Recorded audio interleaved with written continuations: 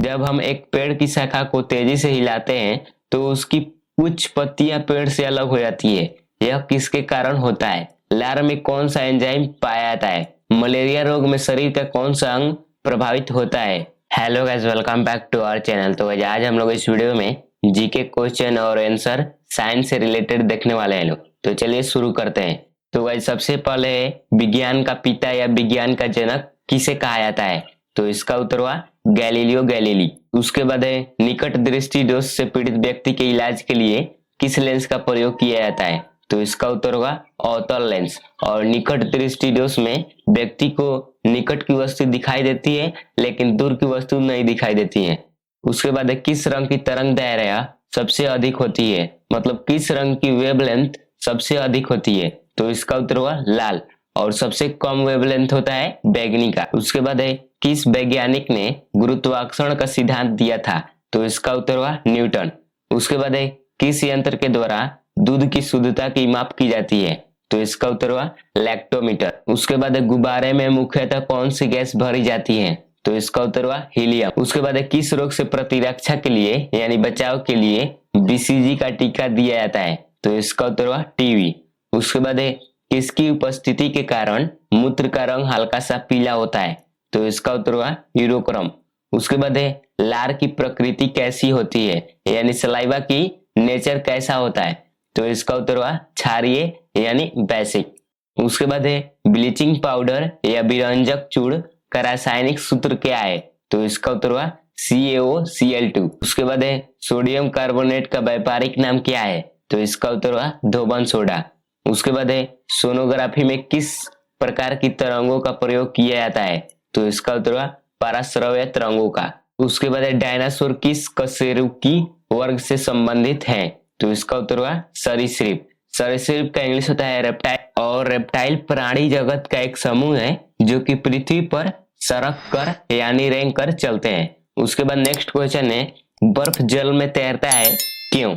Generally हम लोग देखते हैं लोग कि सॉलिड का डेंसिटी लिक्विड के डेंसिटी से ज्यादा होता है, लेकिन यहाँ पर सॉलिड जो कि बर्फ है वह जल में तैरता है, ऐसा क्यों?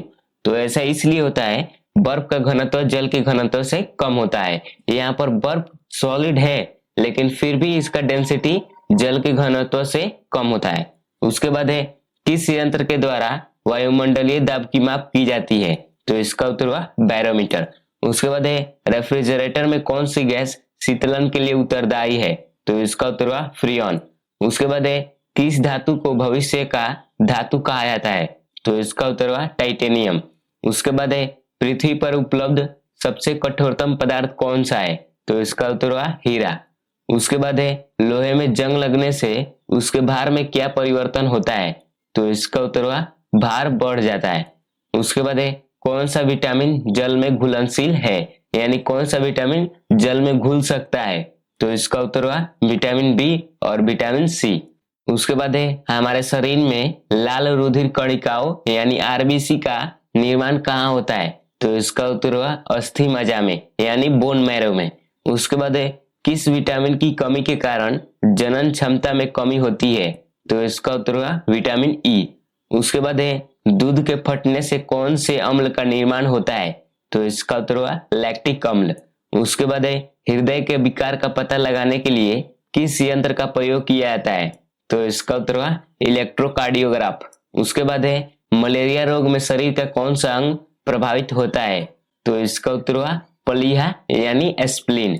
उसके बाद हमारे शरीर में किसकी कमी के कारण मधुमेह यानी डायबिटीज रोग होता है? तो इसका उत्तर हुआ इंसुलिन। उसके बाद प्रायः स्तनधारियों में कितने कक्षीय हृदय पाए जाते हैं? तो इसका उत्तर हुआ 4। उसके बाद दांतों एवं हड्डियों में मुख्यतः कौन सा तत्व पाया जाता है? तो इसका उत्तर हुआ कैल्शियम और फास्फोरस। उसके बाद एक वयस्क मनुष्य के शरीर में कुल कितनी हड्डियां पाई जाती हैं?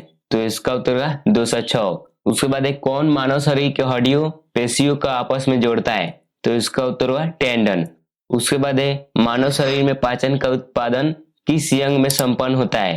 तो इसका उत्तर हुआ छोटी आंत। उसके बाद मनुष्य के जीवन काल में कुल कितने दांत 2 बार विकसित होते हैं? तो इसका उत्तर हुआ 20 और इस दांत को मिल्क टीथ भी कहा जाता है। उसके बाद लार में कौन सा एंजाइम पाया जाता है? तो इसका उत्तर हुआ टाइलिन। इसे सैलिवरी एमाइलेज भी कहा जाता है। उसके बाद है कौन सी धातु जल के साथ आसानी से अभिक्रिया करती है? तो इसका उत्तर हुआ पोटेशियम। उसके बाद है आधुनिक आवर्त सारणी के किस समूह में पूर्ण संयोजी कोष और रासायनिक रूप से निष्क्रिय तत्व होते हैं? तो इसका उत्तर हुआ 18वें। उसके बाद है जहाजों में इकोलोकेशन का उपयोग क्या मापने के लिए किया जाता है? तो इसका उत्तर हुआ पानी की गहराई। उसके बाद है किसी तत्व का इलेक्ट्रॉनिक विन्यास 285 है, उस तत्व का क्या नाम है? तो इसका उत्तर हुआ फास्फोरस। उसके बाद है ठोस कोयला को तरल हाइड्रोकार्बन में परिवर्तित करने की प्रक्रिया को क्या कहा जाता है? तो इसका उत्तर हुआ द्रवीकरण। उसके बाद है किस वैज्ञानिक ने यह सुझाव दिया था कि तत्व के प्रतीक को तत्व के नाम के एक या दो अक्षरों से बनाया जा सकता है? तो इसका उत्तर हुआ वर्जिलियस। उसके बाद है गति का दूसरा समीकरण किसके बीच संबंधों को दर्शाता है? तो इसका उत्तर हुआ स्थिति और समय। और गति का दूसरा समीकरण है s equal to ut plus half at square, जहाँ s डिस्टेंस है यानी दूरी है, और u इनिशियल वेलोसिटी यानी प्रारंभिक वेग, t समय है यानी टाइम है, a है एक्सेलरेशन यानी त्वरण। उसके बाद नेक्स्ट क्वेश्चन है जब हम एक पेड़ की शाखा को तेजी से हिलाते हैं तो उसकी कुछ पत्तियां पेड़ से अलग हो जाती है, यह किसके कारण होता है? तो इसका उत्तर हुआ जड़त्व के कारण यानी इनर्शिया के कारण।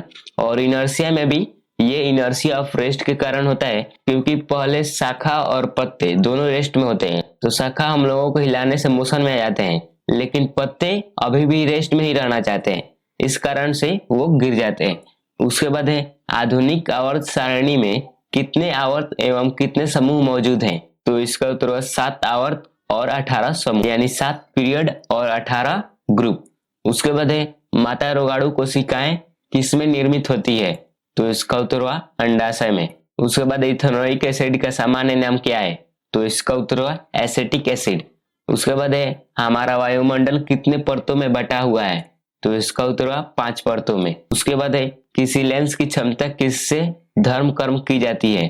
तो इसका उत्तर हुआ डायोप्टर के द्वारा। तो गाइस आज का वीडियो यहीं पर समाप्त। अगर वीडियो अच्छा लगा हो तो चैनल को सब्सक्राइब और वीडियो को लाइक कर दीजिएगा, क्योंकि हम ऐसे वीडियो रेगुलर अपलोड करते रहते हैं। तब तक के लिए जय हिंद, जय भारत।